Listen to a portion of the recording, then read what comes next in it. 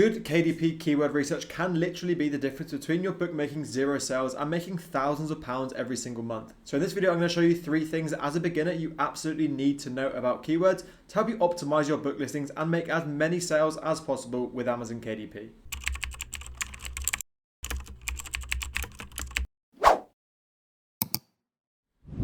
Ladies and gentlemen, welcome back to the channel. Now, before we go into the content of this video, I just want to apologize for the complete lack of uploads on this channel. For those of you that follow me on Twitter, you'll already be aware that I've actually moved to Bali for a couple of months and spent the last couple of weeks just finding my feet, working out what's going to be the kind of best setup for work in YouTube, etc. And I've finally found kind of a workplace that's going to work for me. So hopefully now you'll start to see regular YouTube videos going as we were before. But diving in straight to the actual content of this video, we're going to go through 3 things that you need to know as a beginner for your KDP keyword research. And these 3 things I'm going to touch on very briefly here and go into a lot more depth as we make our way through the video.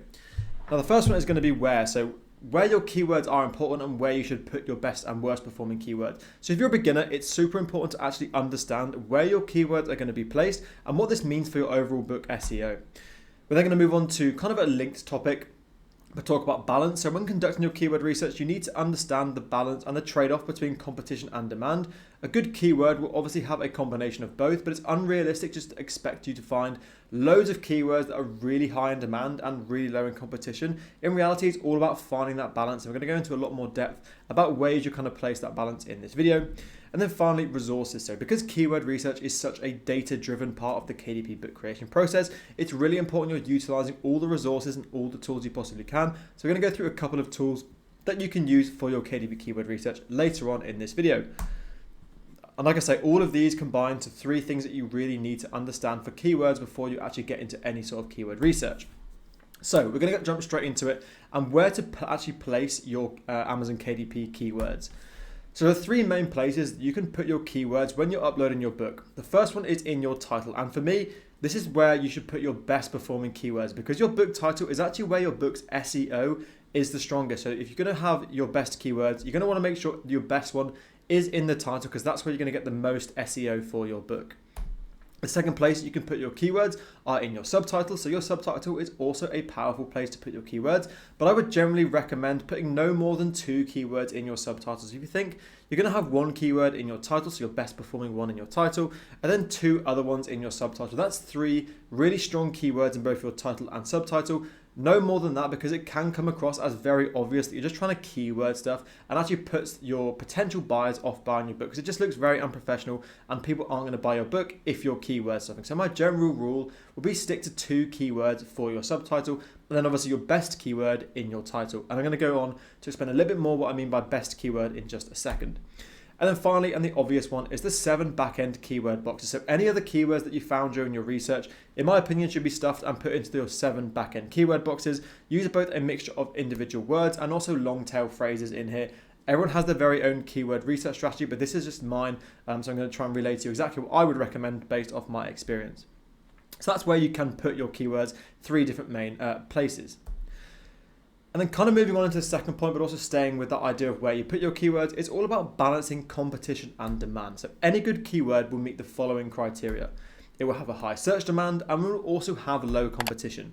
Now, in an ideal world, a keyword would be one that's searched by thousands of people every single day, and therefore its demand is really, really high, and ideally not being used by any of your potential competitors, and therefore the competition is really low. Ideal world, high demand, low competition. However, in reality, the most high demand search terms are already being used by your competitors, which should probably come as no surprise because if loads of people are searching for it, lots of your competitors are also going to want to be get a piece of the pie and have their book ranking for those keywords too. You therefore need to allow for trade-offs, and generally I will prioritize low competition over high demand because there's no point just chasing really high demand keywords because everybody else is competing for them and you're just going to be competing against already really good performing books. The key to success with KDP keyword research is to find those low competition keywords, which is why I prioritize low competition over high demand. But as I say, any good KDP strategy should encompass both, and everything I'm covering in this video will make sure we are doing just that.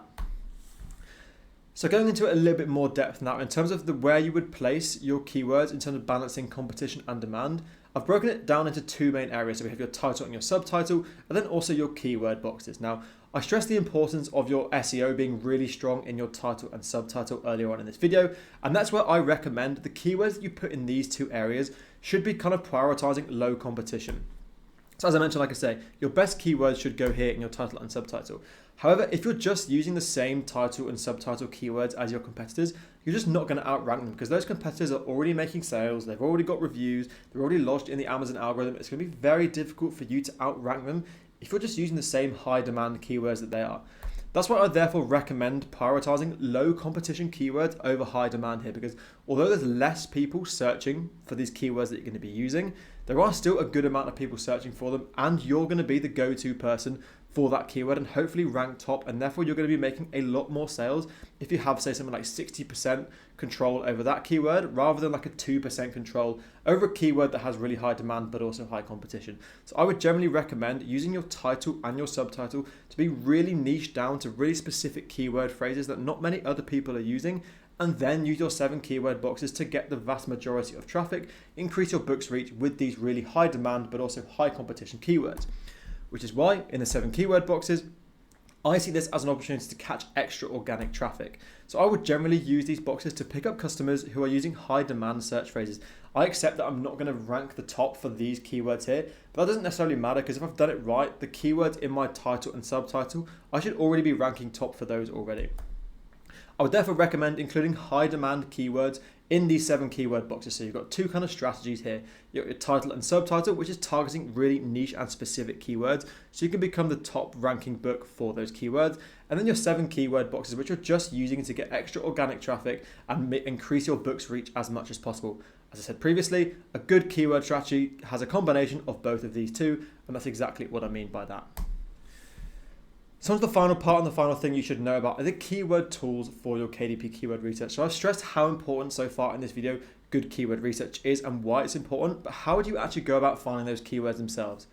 Now there's a couple of ways you can do it. So I'm going to go through 3 main kind of pieces of software that you can use. The first one is Ascenseed, the second one is Publisher Rocket, and the third one is Helium 10. Now these are all different in terms of their functionality and how good they are, and they're also different in terms of how much they cost, and it's kind of relative. The more you pay, the more functionality you get with the software.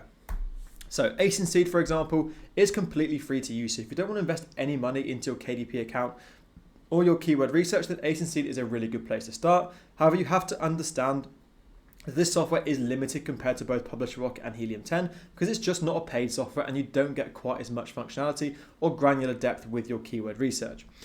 The second option is kind of in between the two. It's going to be Publisher Rocket, and this actually costs $97, which you might think is quite a lot of money, but with the value you get back from the keywords, those keywords actually result in your book selling so much more, which more than pays for that $97 investment. You have to remember that this is an investment and not necessarily kind of a cost to you. So $97 all in my opinion, is really good for Publisher Rocket, which is why I recommend it as the go-to. It's not super expensive, but it's also not necessarily really poor quality. There's really good insights you can get from that, and is my go-to recommendation for anyone who wants to first start off investing back into their KDP account.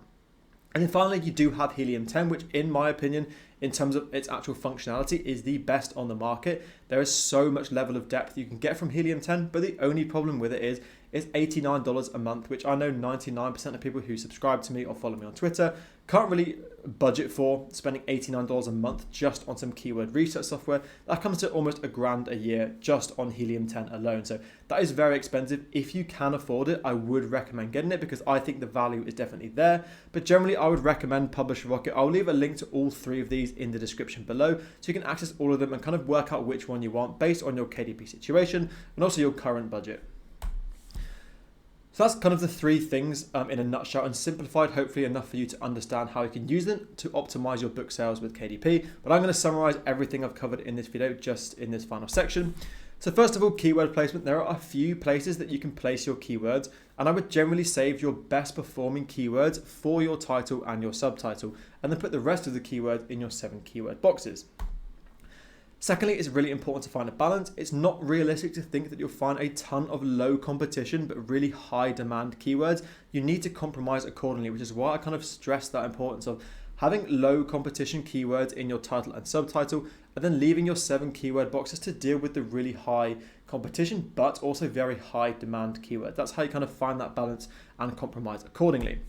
And then finally, keyword tools. There are a number of tools that you can use for your keyword research. The paid tools are significantly better in my opinion, but I understand that not everyone has the budget to invest in keyword tools, which is why I have included Agencyseed on there. I do have lots of videos on my channel going through both Publisher Rocket in a lot more detail and also Agencyseed in a lot more detail. So have a look on my channel if you want to know a little bit more about those two keyword softwares.